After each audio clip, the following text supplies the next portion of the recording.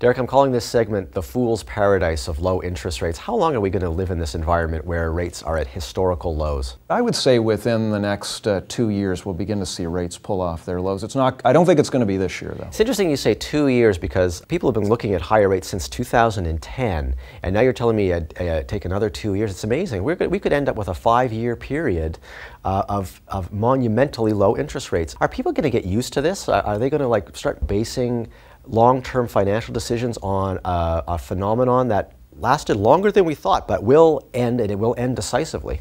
Well, that's the risk, Rob, because we've been crying wolf to some extent as forecasters keep saying rates and personal finance columnists, we've been doing the same thing. And then we push back the timetable again. We're getting signals out of the Bank of Canada. They're concerned still about global financial risks, about if they raise rates too quickly and the U.S. Fed keeps their rates at near zero, our Canadian dollar is going to rise dramatically, and they don't want that. So they're a bit limited in terms of how quickly they can raise rates. So, but the key message for people to take up, people with lines of credit and people who are renewing and mortgages and buying houses, rates will rise. You cannot get used to, you cannot depend on these rates lasting much longer. No, I think a reasonable assumption is another 3 percentage point increase over the next 2 to 3 years to bring back rates to a more normal level. That's a lot. It is a fair chunk, yeah. Okay, thanks, Derek.